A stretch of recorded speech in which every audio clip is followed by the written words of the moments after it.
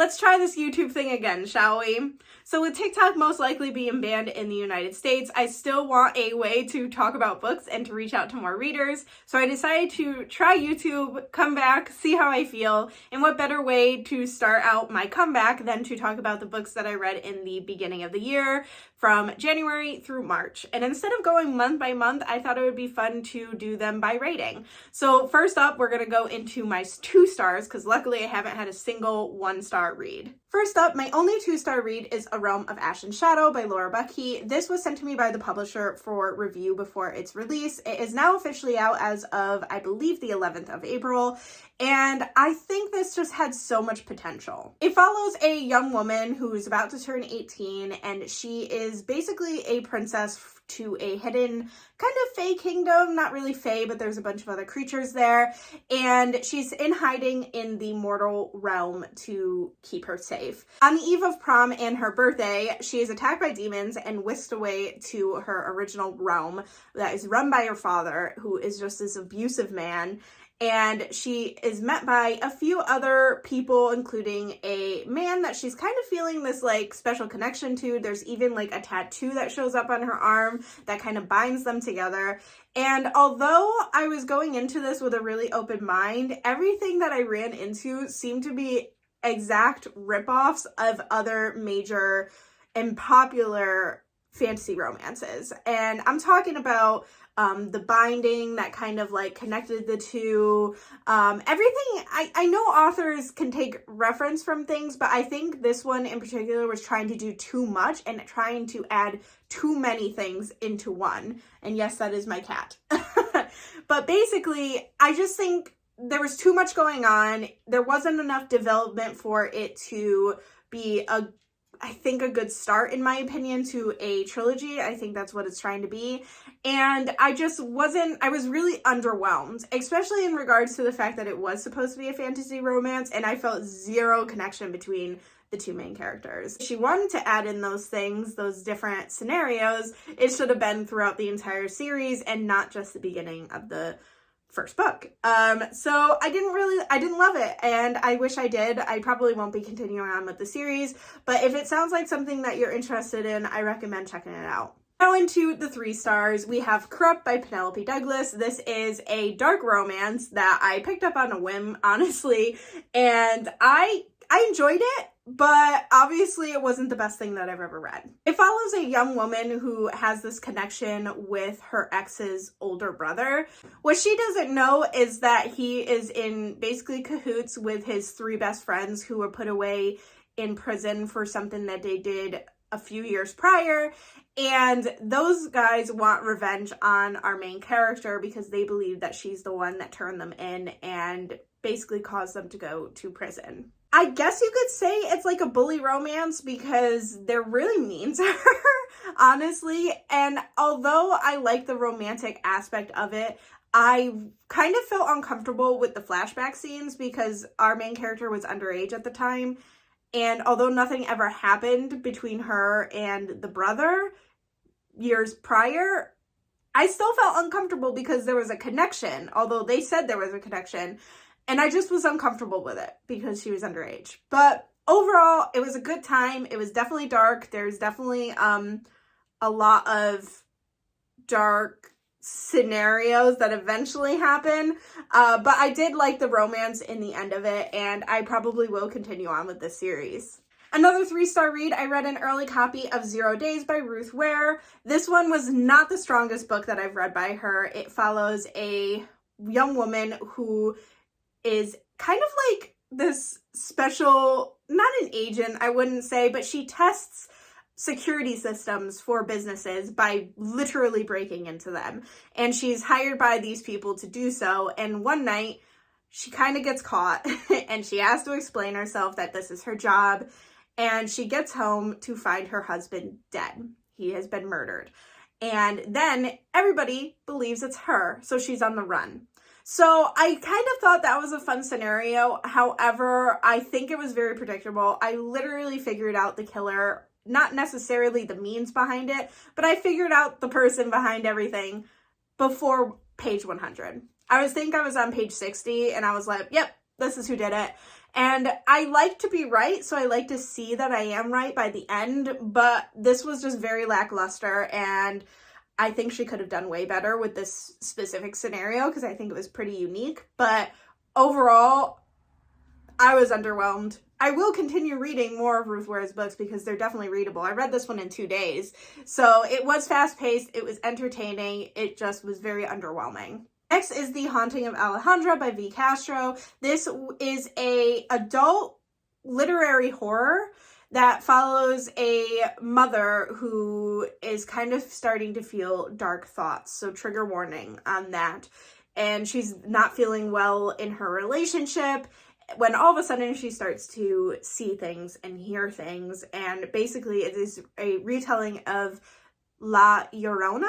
I think that's how you pronounce it, but she starts to see and hear her like the weeping lady, and she starts to have dark thoughts that maybe she shouldn't be around for her children. And what I liked about this is that it dealt with generational trauma in a really unique way, and it has the present time with our main character as well as flashbacks with her ancestors from many generations ago. It kind of goes in order and what happened to them, because it's been a generational thing to have these thoughts and these feelings. So we kind of get this story of this curse and how she may be able to overcome it. And I think that was very engaging, and I think the horror side of things was really well done. But I think because of how short it was, I think it could have been a little bit further developed on throughout the whole story. And I think I was just, like with the other one, a little underwhelmed throughout it, which is why I gave it 3 stars. But I think that this could help a lot of people in regards to generational trauma, because that part was really well done. And if you like horror stories in general, then this one was a unique one, and it was a lot of fun and very creepy. Next, we have The Call of the Dragon. This one was also sent to me by the publisher to read and review, and I think I actually gave this one like a 3.5 out of 5 stars rather than just a regular 3-star read. This one was really fun, actually. It follows a young woman who basically has this ability to find magical and very valuable objects, and so she becomes this art dealer in a way, and she goes on heists, and she has her own shop where she sells these items. And one day she is put to the task of getting this special object that is owned by basically a dragon rider family, and the dragon riders are the top of society, and so they basically live in the sky. So she was able to sneak in, and she tries to find this object, and the object that she finds is actually a dragon egg, and it hatches, and that dragon bonds to her, which means she is of dragon rider blood. So that's very unique. Then she goes into a dragon rider like academy that was super fun and entertaining. There's like a little bit of a romance between her and another character, which is really cute. She starts up friendships, and then it's all about her learning to be a dragon rider, as well as figuring out who she was in the past, because how can she be a dragon rider when she was just this kind of like low end of society person? But all that kind of gets revealed. And my favorite part about this was actually the dragon herself, because they can talk to each other through their minds. And the dragon was adorable. She was so spunky and cute. And they sent me this like sticker with it. And so the dragon is there as well. But she was just adorable and really funny and witty. And it was just entertaining in that aspect. But again, it was something that I think could have been evolved a bit more, and there could have been a bit more to it. It's not a very long book, but this one I actually might continue on with the series, because I'm very interested to see how the relationship between our main character and her dragon develops. And I'm a sucker for dragon stories, so here we are. And then we have Emily Wilde's Encyclopedia of Fairies. This one I listened to the audiobook for, and I think that's what helped me through this, quite honestly. It's not necessarily a cozy fantasy, because there are dark fairy stories within it, like the classic fairy stories, but it is a bit more on the cozier side. And I like the little romance that is in this as well. However, it was very slow, and I can deal with slow stories, but this one I think was a bit too slow for my taste, especially when it's not a very long book to begin with. This is also a Fairy Loot edition. It's quite beautiful, but I think the audiobook is what got me through it. Otherwise, I probably would have DNF'd it. But I'm glad that I didn't DNF it, because once you get past that slow point, which honestly is like 100 pages in, it was quite good. And like I said, the romance was adorable. It's kind of this like hate to love or dislike to love romance, which was not really nice. But if there's any more if this is a series, I probably won't read the other ones, honestly. It was a little bit too slow, which is why I gave it a bit of a lower rating. But the romance is what made up for it, and it was very cute, and it kept me going. My last 3-star read is The Mysteries of Thorn Manor, which is kind of this like sequel to Sorcery of Thorns, but it's just a novella, so you don't even have to read it, and it's just like this in-between of what happened immediately after the end of Sorcery of Thorns. And Sorcery of Thorns is one of my favorite YA fantasies, so I was very excited to kind of start this novella.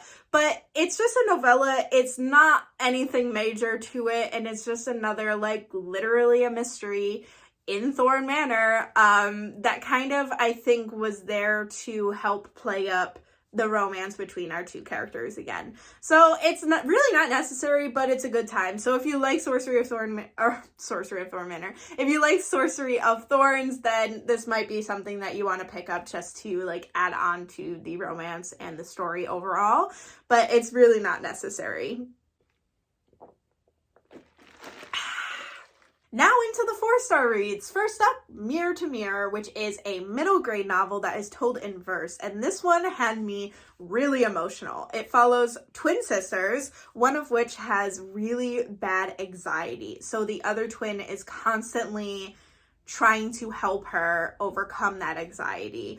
And the story, like I said, is in verse, but it switches between the two sisters, and so they kind of don't understand that they're each trying to help the other, and they will do anything for each other. And as a twin myself, I thought that was really beautiful, and quite honestly, I loved it. It was so good, and I highly recommend it to people, you don't even have to have a sister, but to parents with children who have anxiety, this might be a good step, or children who are dealing with anxiety. This also teaches you ways to kind of overcome it and to realize that you are not alone. And I thought that was really beautiful and really well done. And I'm probably going to read more from this author, and I just loved it so much. It made me feel all the feelings. Next, we have Library of the Unwritten by A.J. Hackwith. This one has been on my TBR for quite a long time, and it was the first book I actually read in 2023, and I'm glad I did because it was quite entertaining. There's Silas again with his tale.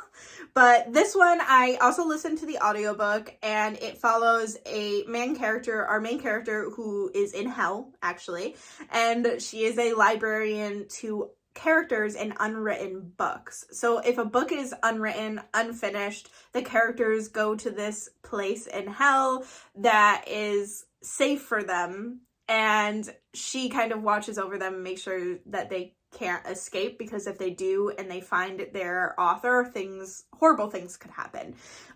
So it's a very unique concept, and when one of those characters does escape, our librarian has to go on this like journey to find the character, and it's just really entertaining, really fun, very unique. I really enjoyed it, and also the main character herself is pansexual and confirmed to be pansexual, which I have not read a lot of books with that representation in it. So if you're looking for a book with that rep in it, this is a really good option. This is the first book in a trilogy, and I'm really excited to continue on with it. Next, we have The Adventures of Amina Al-Sirafi. I adored this one. Honestly, I think it's a 4.5 star for me, but I think I rounded it down a little bit. This amazing edition is the Fairy Loot edition. I'm so happy to have it. Like, look at it. It's just gorgeous. It's so pretty. I love it so much. But this one is following our main character, Amina, who is trying to retire from, she wasn't ever a pirate, but we'll just say piracy. And she is approached by this older woman to help her find her missing granddaughter, and she's going to give her a lot of money if she does so. And so that kind of starts up finding her crew again, getting started, getting going, and going to find this missing girl. And along the way, we run into her demonic husband and other pirates, and there's action, there's adventure, there's sea monsters, there's everything you could want in a pirate fantasy in this, and there's great representation with this culture as well. So I really enjoyed this one. I found it very entertaining. I half read it as a arc actually, and then finished it as an audiobook. And I do recommend the audiobook because there are intervals in the story that is basically what do you call it? Like a storyteller or journalist who is taking down Amina's story. And those intervals throughout the book itself, when it's an audiobook, you kind of hear the background noise. You hear a door closing, you hear a chair scraping as they get up. So that was entertaining. And there's good representation in regards to LGBTQIA+. So I loved it, really fun, and of course S.A. Chakraborty is just a master storyteller, and I think I will love every single one of her books. Next up, Every Summer After by Carley Fortune. I don't know why it took me so long to read this book because I really had a good time with it. This is a classic kind of friends to lovers story and a second chance romance, and it goes between the past and the present with our main characters now adults. And the past is when they kind of met early on and started this like relationship when they were in their late teens. And then obviously something happened that made them kind of split up. And then we get more of that story in the present side of things. So I thought it was cute. I thought it was fun. And it's definitely a really good summer romance. So summer's coming up. Pick it up. I read an early copy of Delicious Monsters by Liselle Sambury. This is a YA horror / fantasy following two young women, one 10 years prior to the other one, and each one, the POVs, is one of those girls. The one 10 years prior can see ghosts, and the one after, like more of the present day, is a ghost hunter. And so this story, I think, does a really good job of dealing with basically what this story deals with, forgotten Black girls. And it was so good, and I didn't really expect the ending. There's like a murder mystery in this as well. So there's like a lot of things going on for it. And if you like horror, I think YA, especially YA authors, are doing a really good job of mixing horror with present day issues and problems to help talk about it, because the present day is kind of horrific. I did enjoy this one. I thought she does a great job of dealing with switching the POVs, showing the similarities between them, and telling these girls' stories, and I had a really good time with it. I'm finally continuing on with the Fallen Kingdom series with book 4, Frozen Tides, and it took me a while to get into this one only because I had forgotten everything that happened in the previous 3 books because I had read them back in like 2017. So it's been quite a few years. And when I did finally remember what happened, I had a really good time with this. And these characters are just so ruthless with each other. And I think that's something that I do remember from the original, the first 3 books, is like these characters will stop at nothing to get what they want. Even if it hurts the ones they love the most. And yeah, very ruthless. I had a good time. I gave it 4 stars. I do have the next 2 books in this series that I'm going to try to listen to on audiobook as well to help finally finish out this 6-book long series. And now finally, the last 3 books are my 5-star reads so far for this year. Pretty much one in each month, January, February, and March. And we're going to start with The Battle Drum by Saara El-Arifi, which is the sequel to The Final Strife. I recently read this one back in March as a e-arc. As soon as I was able to download it, I picked it up and I just had to continue on with it. Final Strife was one of my favorite books that I read last year. I thought it was really unique in regards to the blood magic system, but I also loved all the characters in it, and there's great representation, and I just flew through it. So when I saw I could download Battle Drum, I knew that I had to read it right away, and I'm so glad I did, because trust me, you do not have to worry about middle book syndrome with this book. It was so good. You get more reveals and more answers that you had from the previous book, but more questions are coming up, as inevitably happens in the second book, but everything's kind of starting to come together a bit more, and wow, I was blown away by the ending. It was one of those moments where you don't see it coming until you're in the thick of it, and everything just starts clicking in your brain, and you're like, this is where it's going.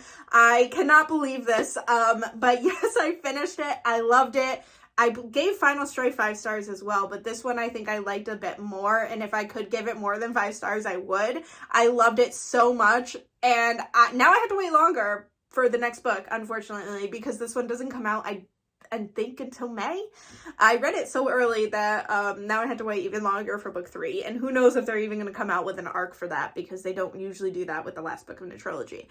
But I loved it. It's one of my favorite books of the year, and if you haven't read The Final Strife, you have to. It's so freaking good. I read an ARC copy of A Day of Fall Night by Samantha Shannon. I read this in 2 days, guys. This big ass chunky book I read in 2 days. I loved it. I haven't read The Priory of the Orange Tree. I actually have read like 200 pages of it, but I haven't finished it yet. But just from the 200 pages that I have read, this one I can already tell has done a much better job of world building and character development. I like these characters a bit more, honestly, than what I have read of Priory, and it just flows better. I was way more entertained. There were parts in Priory that especially certain POVs, that I was so bored in. And maybe that'll change when I continue on with it. But this one, I was so entertained throughout the whole thing. I cannot wait to read more from this world, not only with Priory, but also with more books that she's going to come out with. I flew through it. The ending had me like in shock, and then also happy, but like a bittersweet happy. And you can't get much better than dragons and gay romances, and just everything in this just flew, like, it flowed so well, and I flew through it. I cannot wait to read more from this author. But yes, this is my precious child now. Okay, and now the last one I'm going to talk about is a 5-star read, obviously, but it's probably going to be my favorite book of the year. And it flew under my radar, and I haven't seen a lot of people talking about it, so I hope this puts it on your radar. It is Silver Under Nightfall by Rinch Pecco. This is a vampire fantasy, and probably one that you would have written off like I did before. I kind of was like, if I read it, I read it. But TikTok, thank God for TikTok, I really hope it doesn't get banned here, told me that there's a certain relationship that I love in this book, and damn, were they right. Silver Under Nightfall follows our main character named Remy, who is a vampire hunter, and he is in this world where there are vampire courts and such, and the vampires, some of the courts, are trying to create this kind of pact and peace treaty with the humans so that these things don't happen very much more. And all of a sudden, it's kind of like plague happens where people are being turned into really horrible, like, demonic monsters that are eating people. And it's wild, and it could even harm vampires. So the vampires decide to work with the vampire hunters to try to stop this, like, plague from spreading. And 2 of those vampires are the kind of leaders of, I'm trying to remember, it's like the 4th and 3rd court or something, and those 2 are engaged with each other, which is really cute, and they're really adorable together. One's this, like, badass, like, small woman, and the other one's this, like, tall man who's also, like, a scientist / doctor. They're both vampires, though. And they both set their eyes on Remy. And when I mean both set their eyes on Remy, it's a polyamorous relationship, y'all. I love polyamorous relationships in books, which is why I love this one, I think, so much. I devoured it, and the polyamorous relationship is done in such a good way that it's not a triangle, it's a circle. Like, they all love each other. even though the other two are engaged with each other, they really start to love Remy. There is a touch of spice in it, like not over the top, like not hardcore smut, but there is a little bit of spice with every single one of them. Not even like, oh, these two will go off together. It's so cute. Those two will go off together. It's so cute. Oh my god, I loved it so much. I cannot wait to continue on with the series. The second book has just been announced. I believe it's coming out at the end of this year. As soon as it comes out, I'm going to pick it up and devour it because I need to know what happens next. I cannot get enough of this world and these characters. So there you have it, everyone. Those were, I believe, 16 books that I read in the beginning of the year. I will probably do this every quarter just to talk about my books a bit more, and hopefully I can start making videos again. If you see this, obviously I figured out how to edit again and get it out there for you guys, but I still want to talk about books. I'm probably going to create YouTube shorts as well. And while TikTok is still up, I will have my link down below so you can check out my TikTok for more like short form fun videos. For those of you who have stuck with me throughout my little hiatus, thank you so much. I do hope to get more content out to you guys soon. So happy reading, and until next time, bye. Whoosh.